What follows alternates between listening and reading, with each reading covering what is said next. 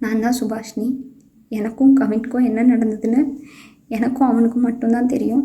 எங்கள் ரிலேஷன்ஷிப் பற்றியோ எங்கள் 2 பேரை பற்றியோ இனி யாருமே தப்பாக பேச வேண்டாம்.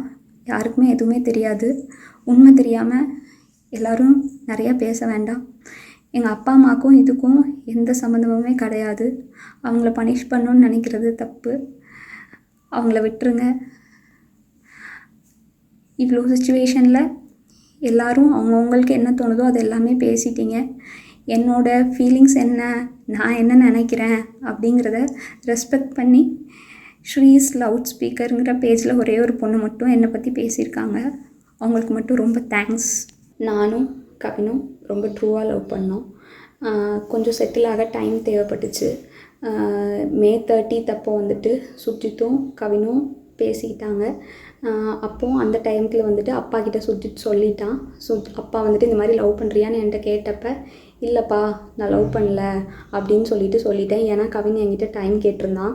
இன்னொரு 6 months கழித்து சொல்லு ப்ளீஸ் அப்படின்னு சொல்லியிருந்தான். அதனால் வந்துட்டு நான் வந்துட்டு அப்பா கிட்ட அன்னைக்கு சொல்லலை.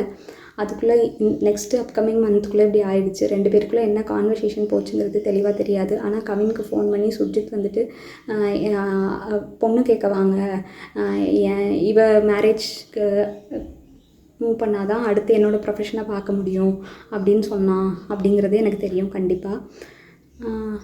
அதுக்கப்புறமா வந்து 27 என்ன நடந்துச்சு அப்படின்னா, அன்றைக்கி கவின் வராங்கிறது எனக்கு தெரியாது. நான் 28 ஈவினிங் தான் வர சொல்லியிருந்தேன். அவங்க தாத்தாவுக்கு தலையில் சூச்சர்ஸ் இருந்ததுனால நான் வந்துட்டு ரூம் பார்த்துட்டு அட்மிட் பண்ணணும்னு யோசிச்சுருந்தேன்.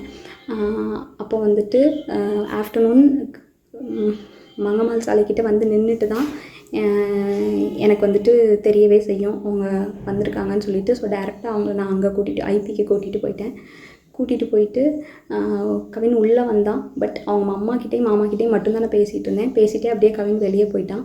அங்கேருந்து கிளம்புறப்பந்தான் அவங்க அம்மாவும் கிளம்புறப்பந்தான் கவின் எங்கே அப்படிங்கிறதே நாங்கள் யோசித்தோம். நான் ட்ரீட்மெண்ட் ப்ரொசீஜர்ஸ்லாம் எக்ஸ்பிளைன் பண்ணிகிட்டு இருந்தேன். அப்போ யோசிச்சுட்டு நான் வந்துட்டு சொன்னேன்.